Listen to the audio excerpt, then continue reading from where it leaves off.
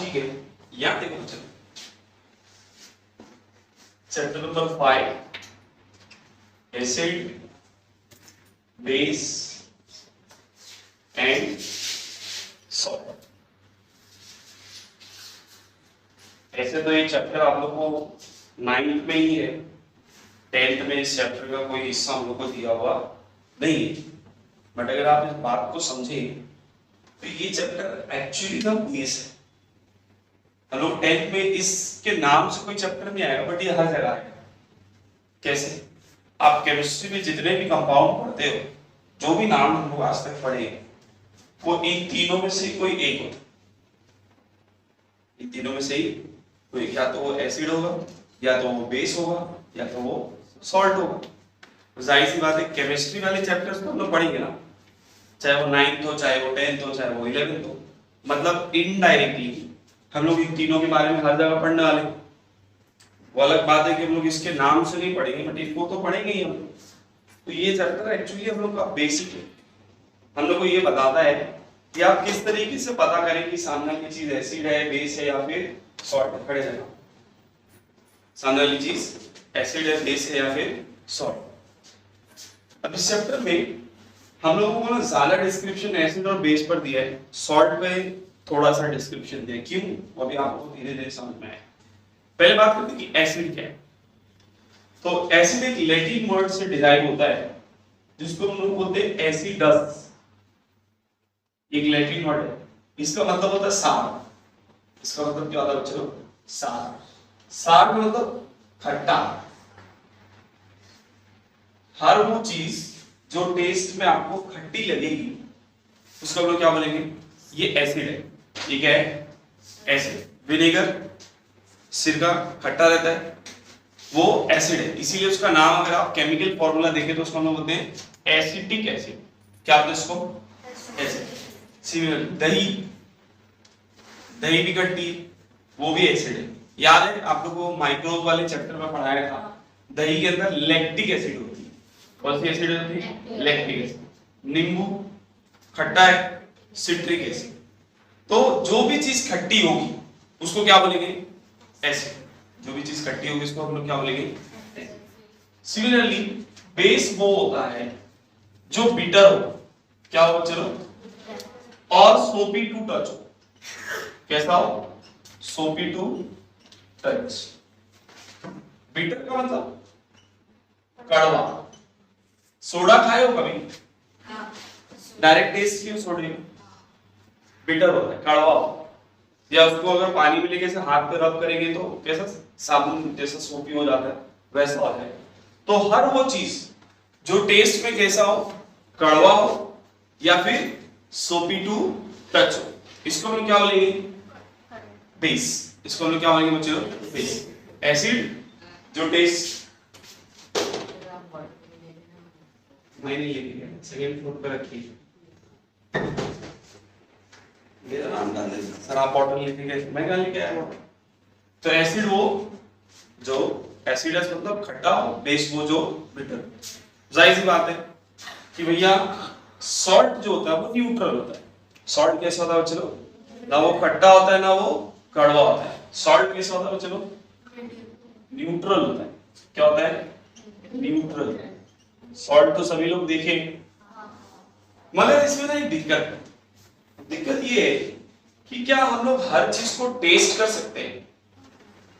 मान लो कोई, मैंने आप लोग को जहरीला पदार्थ दे दिया, मैं साइनाइड लेकर आया, बोला लो टेस्ट करके बताओ। आपने टेस्ट किए, चाटे निकल लिए ऊपर, पॉइजनस हुआ। तो इसका मतलब ये है कि हर चीज को हम लोग टेस्ट तो नहीं कर सकते, है ना? तो हम लोग को उसका कोई दूसरा ऑल्टरनेटिव चाहिए था। तो आप लोग ने पढ़े लोअर क्लास में, हम लोग यूज करते हैं लिटमस पेपर। लिटमस पेपर देखे हो ना, दो कलर में आता है, रेड और ब्लू। ब्लू लिटमस को अगर डिप किए, उसका कलर चेंज हुआ रेड में, तो सामने वाली चीज एसिड है, और कलर चेंज नहीं हुआ तो बेस है। सिमिलरली अगर रेड लिटमस को डिप किया और उसका कलर चेंज हो गया ब्लू में, तो सामने वाली चीज बेस है, और अगर कलर चेंज नहीं हुआ मतलब एसिड है ना? ये एक इजी और सेफ तरीका है। बट इसके अलावा भी तरीके एसिड और बेस को आइडेंटिफाई करने के, ठीक है? अब ये कैसे पता चलेगा, उसके बारे में एक एग्जांपल देता हूं। मैं एसिड का एग्जांपल लिख रहा हूं, थोड़ा ध्यान से देखिए। एसिड उस चीज को बोलते हैं, एसिड उस चीज को बोलते हैं जिसको अगर आप तोड़ो, ब्रेक करो, मतलब हाथ से नहीं, केमिकली अगर आप उसको तोड़ो तो उसके अंदर से आपको H प्लस आयंस मिलेंगे। क्या मिलेंगे? H plus ions. एग्जाम्पल देता हूं, जैसे मेरे पास HCl है, क्या है मेरे पास? तो अगर मैं HCl को ब्रेक करूं तो मुझे मिलेगा H plus plus Cl minus. H plus मिला है ना? सिमिलरली मेरे पास अगर मैं बोलता हूं HNO3 है, क्या बचे हो? इसको ब्रेक करो, क्या मिलेगा? H plus plus NO3 minus. अगर मैं बोलता हूं मेरे पास HBr है तो मुझे क्या मिलेगा? H plus plus Br minus. देखो इन लोग में H प्लस आ रहा है, जिसमें भी ब्रेक करने के बाद H प्लस मिलेगा उसको हम लोग क्या बोलेंगे? एसिड। क्या बोलेंगे इसको? और अगर टूटने पर OH माइनस मिले, क्या मिले? तो उसको बोलेंगे बेस। उसको क्या बोलेंगे? बेस। एग्जांपल देता हूं, NaOH ब्रेक करो, क्या मिलेगा? Na plus plus OH minus. Similarly एक एग्जांपल और, KOH क्या मिलेगा? K plus plus OH minus, है ना? इन लोग में क्या मिल रहा है?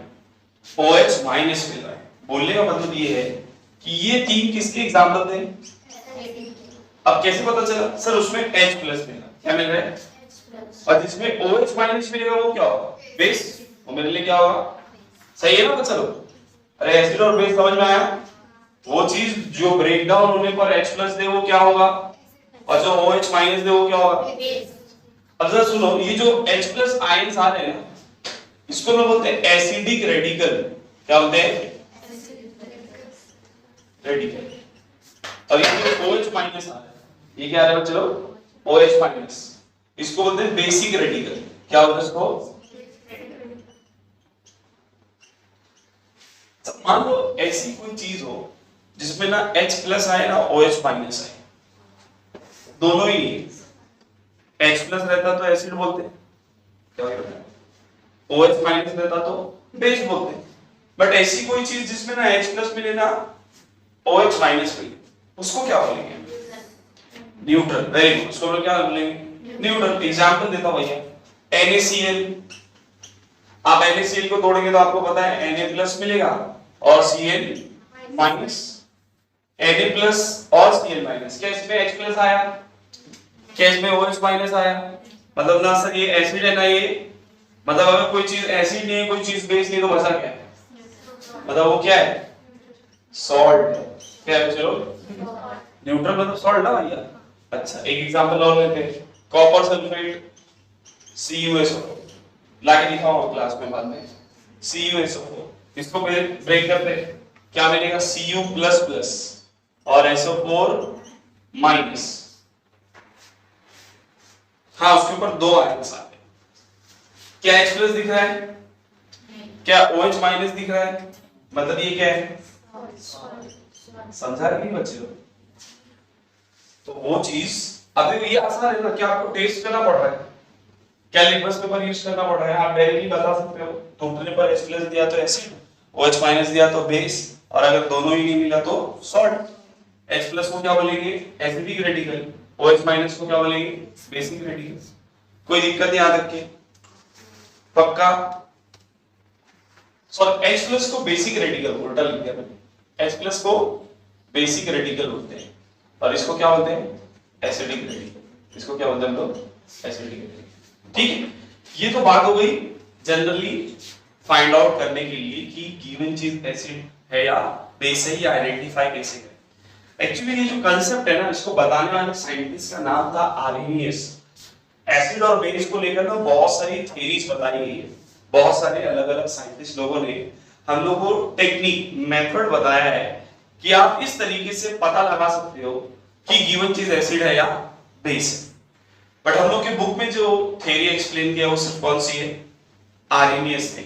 सोनते आर्हेनियस एक पर्सन था जिसने हम लोग को एसिड और बेस के बारे में बताया था। बट उससे पहले हम लोग थोड़ा सा एक टॉपिक समझेंगे जिसको हम लोग बोलते हैं आयोनिक कंपाउंड। इसको मैंने पहले भी पढ़ाया हूं पिछले वाले चैप्टर में, ये अलग बात है कि अभी आप लोग को याद नहीं होगा। किसी को याद है आयोनिक कंपाउंड क्या होता है? आयोनिक कंपाउंड नहीं, ठीक है, कोई नई बात नहीं। सोडियम एटॉमिक नंबर कितना है 11। तो अगर मैं इसका इलेक्ट्रॉनिक कॉन्फ़िगरेशन लिखूं, निकालना सिखाया था 4th वाले चैप्टर में, क्या है ये इलेक्ट्रॉनिक कॉन्फ़िगरेशन 2, 8, 1।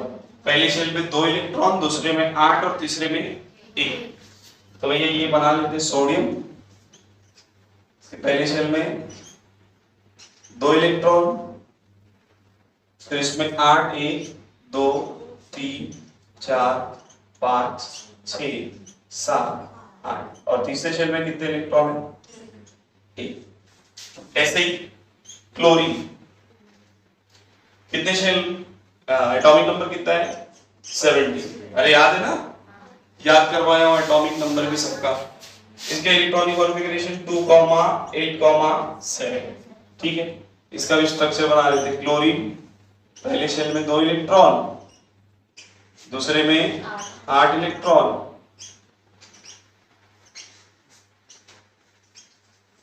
और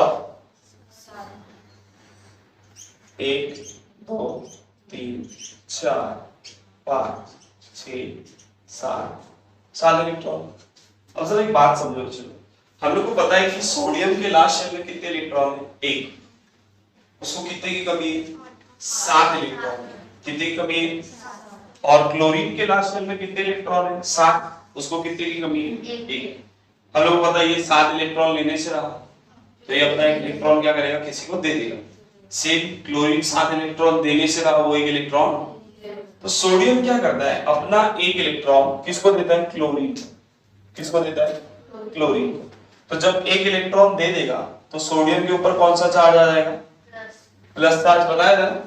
अभी इसके पास 11 इलेक्ट्रॉन है, तो प्रोटॉन भी कितने 11, मगर जब कोई इलेक्ट्रॉन दे देगा तो प्रोटॉन ज्यादा हो जाएगी। प्रोटॉन तो नहीं गया ना, प्रोटॉन तो अभी भी कितने 11 है, मगर इलेक्ट्रॉन कितने हो गए आप 10, मतलब प्लस चार्ज क्या हो गया ज्यादा, इसीलिए सोडियम के ऊपर कौन सा चार्ज आएगा प्लस।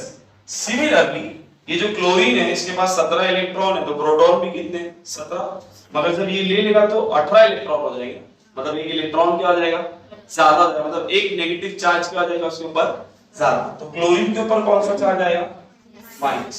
और हम लोग पढ़े थे जब चार्ज आ जाता है, जब चार्ज आ जाता है उसको बोलते थे आयंस, उसको क्या बोलते थे, अगर याद करो पॉजिटिव का नाम बताया था कटायन, क्या बताया था, और नेगेटिव का नाम बताया था अनायन, लास्ट लेक्चर में डिस्कस भी किए थे। पॉजिटिव को क्या बोलते थे कटायन, नेगेटिव को क्या बोलते थे अनायन। एक प्लस है एक माइनस है, दोनों एक दूसरे को क्या करते थे अट्रैक्ट करते थे, ये लोग आपस में अट्रैक्ट होकर कंबाइन होकर क्या बनाते थे NaCl, क्या बनाते थे बच्चों NaCl, जो कॉमन सॉल्ट जो हम लोग घर में खाते हैं ये वो वाला सॉल्ट है NaCl। अब जरा नोटिस करना, ये प्लस था ये माइनस था ना, पॉजिटिव, इनके बीच में जो बॉन्ड बनती है, क्योंकि ये आयंस थे, ये क्या थे, तो इनके बीच में जो बॉन्ड बनती है जिससे लोग जुड़ जाते हैं, उस बॉन्ड को हम लोग बोलते हैं आयोनिक बॉन्ड। क्या बोलते हैं बच्चों आयोनिक बॉन्ड। आयोनिक बॉन्ड समझ में आ रहा है, किसके बीच में बनेगी आयंस के बीच, किसके बीच में बनेगी, और ये स्ट्रॉन्ग बॉन्ड होती है, कैसी बॉन्ड होती है समझना, आयोनिक बॉन्ड जो होती है वो स्ट्रॉन्ग बॉन्ड होती है। आयोनिक बॉन्ड बनी इसलिए इस कंपाउंड को क्या बोलते हैं आयोनिक कंपाउंड। आयोनिक कंपाउंड समझ में आ गया, वो कंपाउंड जो इलेक्ट्रॉन लेने या देने से बनते हैं उसको हम लोग क्या बोलते हैं आयोनिक कंपाउंड्स होते हैं, क्या बोलते हैं उसको। अब सवाल उठता है कि सर हम लोग तो बात कर रहे थे एसिड बेस और सॉल्ट की, सडनली आयोनिक कंपाउंड पर क्यों आ गए। हाँ उसके पीछे की रीजन है, जितने भी आयोनिक कंपाउंड होते हैं बच्चे लोग, जब आप उनको पानी में डिसोसिएट करते हो या पानी में डालते हो डिसॉल्व करते हो, तो पानी उनके बीच में जाकर बैठ जाता है, वाटर के जो मॉलिक्यूल्स होते हैं वो उनके बीच में चले जाते हैं, जिसकी वजह से पानी में जाने के बाद Na+ अलग हो जाएगा और Cl- अलग हो जाएगा। ध्यान से सुनना, मैंने नमक डाला, नमक को जब आप पानी में डिसॉल्व करोगे तो Na+ क्या हो जाएगा अलग और Cl- क्या हो जाएगा अलग। इसको बोलते हैं डिसोसिएट होना, इसको क्या बोलते हैं डिसोसिएट होना। डिसोसिएट होना मतलब टूटना, क्या हो रहा है वो टूट रहा है। अच्छा देखो टूटने पर वो आपको क्या दे रहा है Na+ Cl-, मतलब आपको दे रहा है आयंस, क्या दे रहा है बच्चे लोग आयंस। बोलने का मतलब ये है कि अगर मैं नमक के अंदर से करंट पास करने की कोशिश करूं, किसमें से, नमक में से, NaCl से, तो उसमें से करंट पास नहीं होगा। क्यों? सर करंट को फ्लो कराने के लिए चार्ज चाहिए, करंट को फ्लो कराने के लिए क्या चाहिए, और NaCl पे तो कोई चार्ज, NaCl पे कोई चार्ज, इसीलिए उसमें से करंट पास नहीं। बट अगर उसी नमक को मैं पानी में डिसॉल्व कर दूं, किसमें डिसॉल्व करूं, हम लोगों को पता है जैसे ही पानी में डिसॉल्व करूंगा Na+ अलग Cl-, अब चार्ज है, मतलब अब अगर मैं इसमें से करंट पास करूंगा तो करंट पास होगा 3D।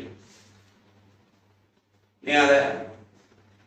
अरे यूरिन के अंदर सॉल्ट होता है, यूरिन के अंदर क्या होता है, सॉल्ट, और यूरिन के अंदर वाटर भी है, वाटर की वजह से वो सॉल्ट क्या होता है, डिसोसिएट होता है, क्या होता है, डिसोसिएट, मतलब Na+ और Cl-, तो उसमें से करंट पास करेंगे तो करंट पास होगा।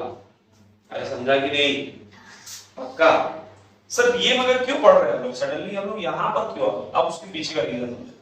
जितने भी एसिड बेस होते हैं, सॉल्ट तो हम लोग पढ़ेंगे, ये सॉल्ट NaCl सॉल्ट है ना, तो वो तो डिसोसिएट होते हैं, एसिड और बेस भी डिसोसिएट होते हैं, एसिड और बेस भी पानी में क्या होते हैं, जब आप एसिड और बेस को पानी में डिसॉल्व करोगे, डिसोसिएट करो, तो वो भी अपने करस्पॉन्डिंग आयंस में क्या हो जाते हैं, डिसोसिएट। जैसे HCl, आप इसको पानी में डालोगे H+ अलग हो जाएगा, Cl- अलग हो जाएगा, HBr, H+ अलग हो जाएगा, Br- अलग हो जाएगा। तो आर्हेनियस ने हम लोग को यही कांसेप्ट दिया था, ध्यान से सुनना। स्वाति आर्हेनियस ने क्या बोला कि एसिड वो चीज होती है जिसको पानी में अगर आप डालो तो वो आपको टूटकर H+ आयंस देगी, क्या देंगे, H+ आयंस। मतलब अगर पानी में डिसोसिएट करने पर आपको कौन सा आयन मिल रहा है, H+ आयन मिल रहा है, मतलब वो क्या है, एसिड है। और अगर वो आपको OH- दे रहा है तो वो क्या है, बेस है। और अगर दोनों ही नहीं है तो वो क्या है, सॉल्ट। ये कांसेप्ट किसने बताया अपने को, आर्हेनियस। किसने बताया बच्चों, आर्हेनियस, याद रखना। आर्हेनियस ने हम लोगों को बोला एसिड वो चीज जिसको पानी में डिसोसिएट करने पर आपको क्या मिले, H+ मिले, बेस वो जिसको पानी में डिसोसिएट करने पर OH- मिले, और सॉल्ट वो जिसमें ना H+ मिले ना OH-। क्लियर? अरे कोई दिक्कत? एसिड और बेस का कांसेप्ट समझ में आया? खट्टा रहा तो एसिड, कड़वा रहा तो बेस, या सोपी रहा टच में तो बेस, और सॉल्ट कैसा रहेगा, न्यूट्रल। फिर हमने पढ़े कि हर बार तो टेस्ट नहीं कर सकते, इसीलिए हम लोगों ने आरएनएस का कांसेप्ट पढ़े। आरएनएस ने बड़ा आसान कांसेप्ट दिया, पानी में डालो, डिसोसिएट करने पर H+ मिला तो एसिड, OH- मिला तो बेस। सिंपल है ना? क्लियर? ये लिख लो।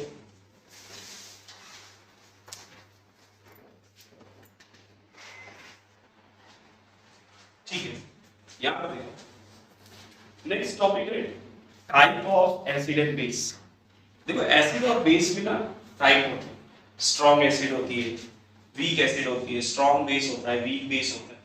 तो ये स्ट्रॉन्ग और वीक कैसे डिसाइड होगा?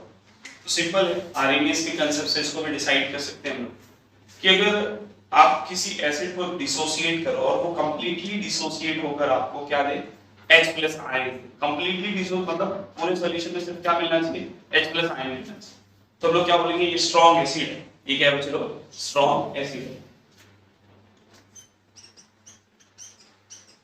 स्ट्रॉन्ग एसिड जो कंप्लीटली डिसोसिएट होकर आपको क्या दे, H+ आयन दे, they are known as strong acid. Example लिख सकते हैं आप HCl का, H2SO4 का, ये क्या है, strong acid. Similarly weak acid जो कंप्लीटली डिसोसिएट ना हो या जो कंप्लीटली डिसोसिएट होकर अपने को H+ आयंस ना दे सॉल्यूशंस में, हम लोग उसको क्या बोलेंगे, वीक एसिड बोलेंगे। एग्जांपल आप लिख सकते हो acetic acid CH3COOH, even CO2। Carbon dioxide भी एसिड है, याद रखना। कार्बन डाइऑक्साइड भी क्या होता है बच्चों, एसिड होता है। सिमिलरली थर्ड, ये तो बात हो गई स्ट्रॉन्ग एसिड वीक एसिड की। ऐसी क्या आएगा, स्ट्रॉन्ग बेस। क्या आएगा, तो व्हाट इज स्ट्रॉन्ग बेस? वो जो पानी में कंप्लीटली डिसोसिएट होकर हम लोग को OH- दे। अरे बेस किसको बोलते थे, जो OH- दे। तो जो कंप्लीटली डिसोसिएट होकर OH- आयन देंगे उसको हम लोग क्या बोलेंगे, स्ट्रॉन्ग बेस बोलेंगे। एग्जांपल आप लिख सकते हो NaOH, KOH, ठीक है, ये क्या है, स्ट्रॉन्ग बेस। ऐसी वीक बेस क्या है चलो, वीक बेस। फिर से वही डेफिनेशन, जो कंप्लीटली डिसोसिएट करो OH माइनस ना दे उसको हम लोग क्या बोलेंगे, वीक बेस। वीक बेस का एग्जांपल आप लिख सकते हो अमोनिया, NH3। NH3 को हम लोग क्या बोलते हैं, अमोनिया बोलते हैं। एक आता है और इसके अंदर alkali. Alkali is nothing but strong base. Alkali is nothing but strong base. वो जो कंप्लीटली डिसोसिएट होकर हम लोग को OH माइनस देते हैं बच्चे लोग, उनको हम लोग अल्कली भी बोलते हैं। क्या बोलते हैं, मतलब स्ट्रॉन्ग बेस को हम लोग क्या हो सकते हैं, अल्कली। एग्जांपल में इसमें क्या लिखूंगा, KOH है, NaOH है, ये सब क्या है, अल्कली। इन दोनों में बेस और अल्कली में फर्क है। Alkali is strong base, alkali is weak base को आप अल्कली नहीं बोलेंगे। वीक बेस को आप अल्कली बोलने का मतलब है all alkali are base, all alkali are base, but all base are not alkali. जितने भी अल्कली हैं सब के सब क्या है, बेस है। बट सारे बेस को आप अल्कली, अरे भैया स्ट्रॉन्ग बेस है तो आप उसको अल्कली बोलेंगे, बट वीक बेस को आप अल्कली नहीं बोल सकते। अरे समझा कि नहीं बच्चे, कोई दिक्कत? Type of acid and base समझ में आ गया? अच्छा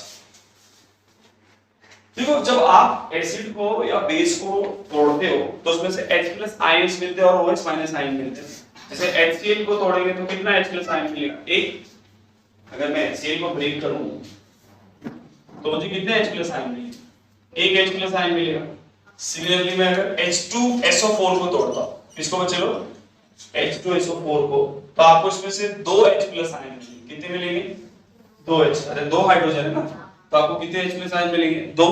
सिमिलरली अगर मैं बताऊं आप KOH को तोड़ दो तो आपको कितने OH- आयन मिलेंगे, एक। अगर मैं आपको बोलता हूं NaOH को तोड़ दो तो कितने OH- आयन मिलेंगे, एक। समझ में आ रहा है, मतलब टूटने पर वो कुछ नंबर ऑफ H+ या नंबर ऑफ OH- आयन देंगे। सही बात है, आप ध्यान से सुनना। इसमें दो टर्म है, एसिडिटी ऑफ बेस।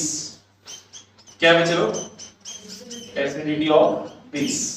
इसका मतलब क्या, इसका मतलब ये है number of OH- ions obtained when 1 mole of base is dissociated।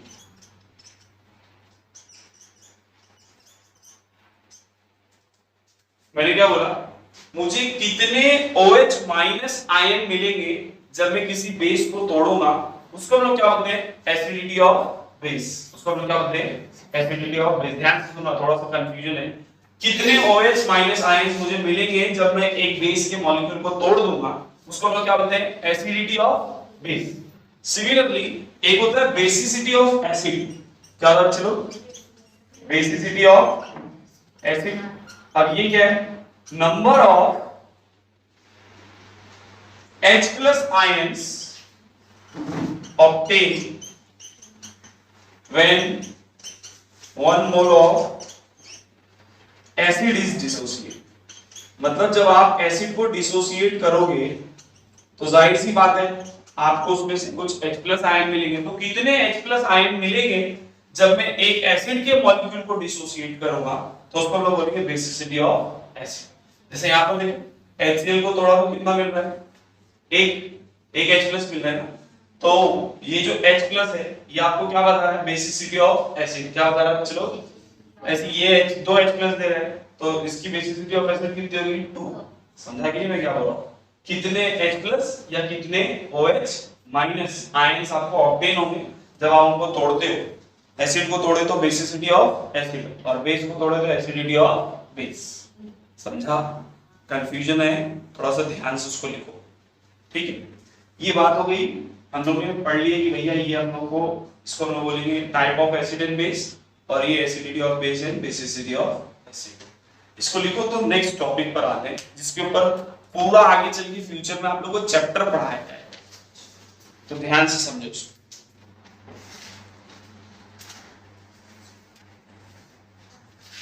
Next topic है चलो, कंसंट्रेशन।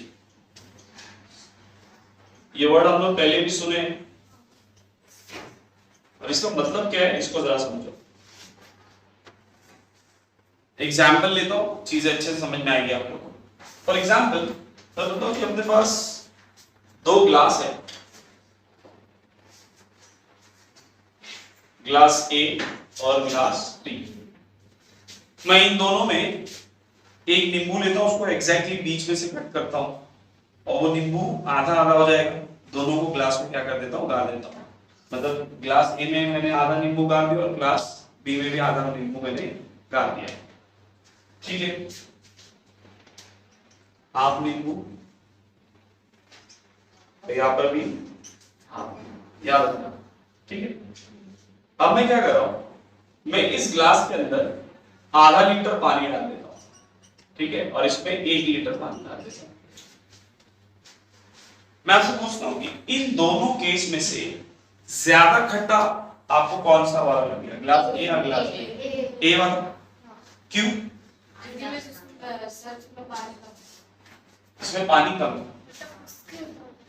इसके मुकाबले इसमें पानी कम है, इसीलिए ए जो है वो ज्यादा खट्टा है और बी जो है वो कम खट्टा है ना।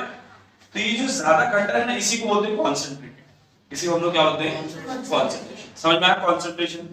अब देखो कॉन्सेंट्रेशन दो चीजों पे डिपेंड करती है, एक तो नींबू पे, नींबू के रस पे, और दूसरा पानी पे। जैसे मैं बोलता हूं कि भैया पानी इसमें आधा ही लीटर है, पानी इसमें आधा लीटर है और इसमें आधा नींबू, इसमें 4 नींबू और पानी 1 लीटर। अब बताओ खट्टा कौन होगा? बी हो। क्यों? पानी अभी तो मैंने चेंज कर दिया ना। हाँ, मगर आपको ये बोलना चाहिए कि सर पानी और नींबू के रस इन दोनों पे डिपेंड करेगा कॉन्सेंट्रेशन, है ना। नींबू ज्यादा होगा तो कॉन्सेंट्रेशन क्या होगा, ज्यादा। अरे भैया नींबू खट्टा है, जितना ज्यादा नींबू होगा उतना ज्यादा कॉन्सेंट्रेशन है। अब पानी जितना कम होगा उतना ज्यादा खट्टापन होगा। सही बात है कि नहीं? अब ये नींबू और पानी के बोलने में अच्छा नहीं लगता है, तो उसको कोई केमिस्ट्री वाला नाम देना पड़ेगा। तो वो चीज जिसकी क्वांटिटी कम होती है, वो क्वांटिटी जिसकी क्वांटिटी कम होती है, या मैं वो बोलूं वो चीज जिसको हम लोग डिसॉल्व करते हैं, दूसरे चीज में मिलाते हैं, उसको हम लोग बोलते हैं सल्यूट। क्या बोलते हैं उसको? सल्यूट। केमिस्ट्री में उसको क्या बोलते हैं? सल्यूट। तो यहाँ पर जो नींबू है वो क्या है, अपना सल्यूट है। क्या बचे लोग? सल्यूट। वो चीज जिसकी क्वांटिटी ज्यादा होती है या जिसमें डिसॉल्व किया जा रहा है, मिलाया जा रहा है जिस चीज के अंदर, जैसे नमक पानी के अंदर आप मिलाएंगे ना, तो नमक मेरे लिए क्या है, सल्यूट है, और पानी मेरे लिए क्या है, सॉल्वेंट है। पानी मेरे लिए क्या है, तो यहाँ पर जो पानी है बच्चे लोग उसको क्या बोलेंगे हम लोग, सॉल्वेंट। क्या बोलेंगे इसको? सॉल्वेंट। और जब सल्यूट और सॉल्वेंट को आप मिला देंगे तो क्या बनेगा, सॉल्यूशन। क्या बनेगा? सॉल्यूशन। यहां पर सॉल्यूशन क्या अपना, नींबू पानी। अरे समझा कि नहीं?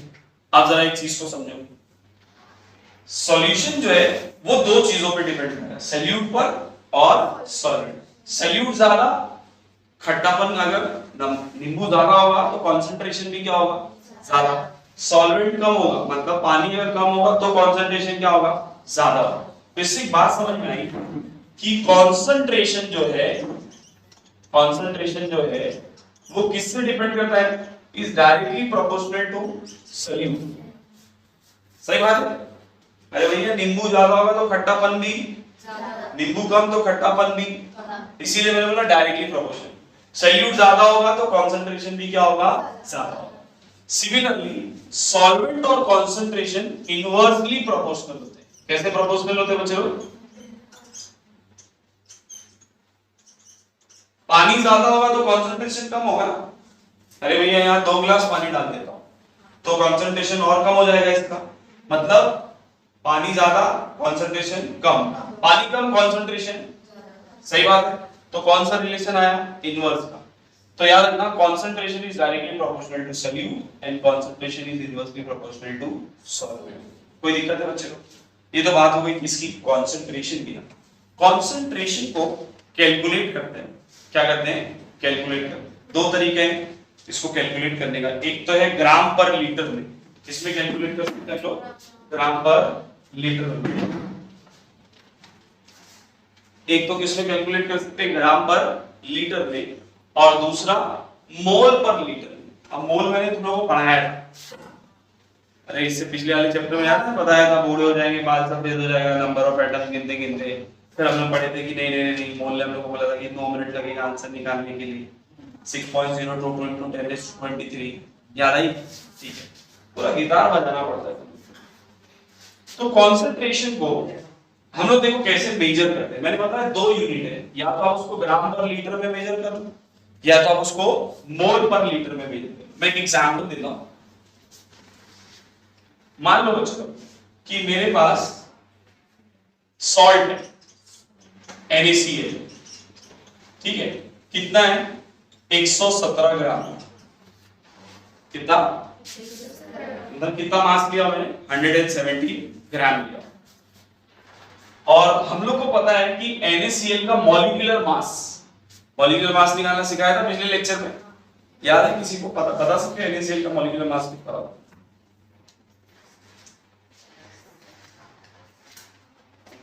बोलते रहते, कुछ भी पूछते रहते। नमक Na का 23 था, Na का एटॉमिक मास कितना था 23, क्लोरीन का कितना था 35.5, 23 प्लस 35.5 कितना हुआ 58.5।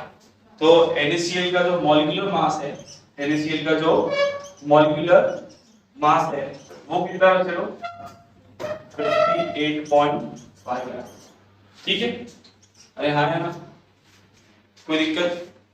अब देखो मैं कैलकुलेट करना चाहता हूं इसका कंसंट्रेशन। क्या कैलकुलेट करना चाहता हूं? कंसंट्रेशन मैंने बताया 2 तरीके से कैलकुलेट कर सकते हैं, एक ग्राम पर लीटर में, और एक मोल पर लीटर में। तो अपने को ये तो नहीं पता है कि कितना लीटर है, मालूम है क्या? नहीं मालूम है। तो मैं क्या बोलता हूं, लेट अपने पास जो वॉल्यूम है वो 2 लीटर है। वॉल्यूम कितना है 2 लीटर। अब मैं पहला कैलकुलेट करता हूं ग्राम पर लीटर। तो भैया यहां पर देखो कंसंट्रेशन बोलने का मतलब क्या है बच्चे लोग कि मैंने 117 ग्राम नमक को 2 लीटर पानी में क्या कर दिया, डिसॉल्व कर दिया। तो पता करो कि इसका कंसंट्रेशन कितना, तो सिंपल है सर, आपने कितना ग्राम नमक लिए थे 117 ग्राम, और पानी का सॉल्यूशन कितना है 2 लीटर। 2 1 जा 2 5 जा 1 बचेगा, 2 8 जा 16, फिर 1 बचेगा 2 5 जा। आंसर कितना आया 58.5 ग्राम पर लीटर। ये सॉल्यूशन है, ये सॉल्यूशन का कंसंट्रेशन मतलब 58.5 ग्राम पर लीटर। ये किसमें आया ग्राम पर लीटर। ऐसे ही आप किसमें निकाल सकते हो मोल पर लीटर में। बट मोल पर लीटर में निकालने के लिए आपके पास क्या होना चाहिए, नंबर ऑफ मोल्स होने चाहिए। वो अपने पास तो हम नंबर ऑफ मोल निकालना सीखे थे लास्ट लेक्चर में। फॉर्मूला डूब मरो तो कुछ याद नहीं, खाली मुंह उठा के चले आते।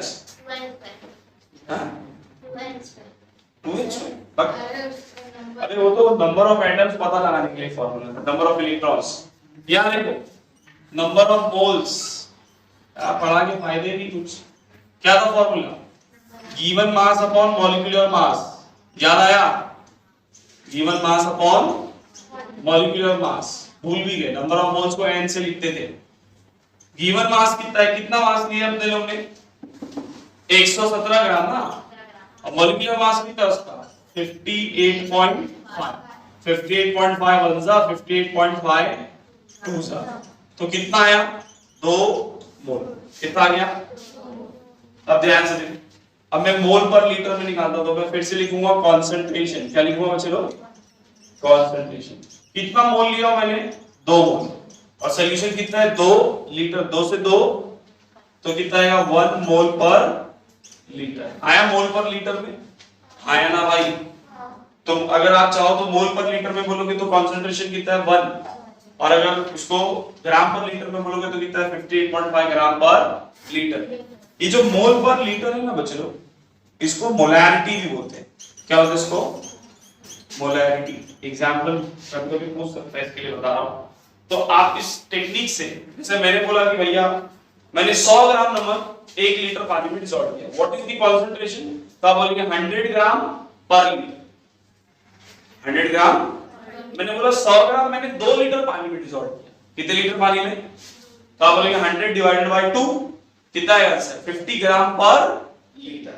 समझ में आ रहा है। और अगर इसी चीज को आपको मोल्स में निकालना है तो आप पहले नंबर ऑफ मोल निकालो, पहले क्या निकालो और फिर वॉल्यूम से क्या कर दो डिवाइड कर दो, तो आपको क्या मिल जाएगा मोल पर लीटर। क्या मिल जाएगा बच्चों लोग, इस मोल पर लीटर को हम लोग क्या बोलते हैं मोलैरिटी भी बोलते हैं। क्या बोलते हैं, क्लियर। कंसंट्रेशन समझ में आया, फ्यूचर में इसके ऊपर पूरा चैप्टर मिलेगा। कंसंट्रेशन बेसिकली हम लोगों को क्या बताता है, सामने वाली चीज कितनी खट्टी या कितनी कड़वी है। मैंने तो एसिड के केस में लिया, बेस में भी तो हम लोग कंसंट्रेशन निकाल सकते हैं।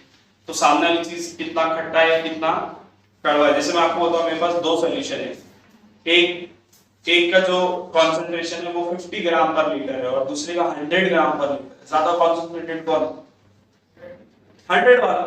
सर उसमें 1 लीटर में 50 ही ग्राम है और उसमें 1 लीटर में 100 ग्राम, तो जाहिर सी बात है ज्यादा कंसंट्रेटेड कौन होगा, जिसमें सॉल्यूट ज्यादा होगा ही ना। अभी बताया था ना कंसंट्रेशन डायरेक्टली प्रोपोर्शनल किससे, सॉल्यूट से। तो भैया एक में 50 ग्राम रखे और एक में कितना रखे आपने 100 ग्राम। वॉल्यूम दोनों में क्या है सेम है, तो दोनों में सॉल्वेंट क्या है सेम है, बट एक में 50 ग्राम है और एक में 100। तो जिसमें सॉल्यूट ज्यादा होगा वो कंसंट्रेटेड भी।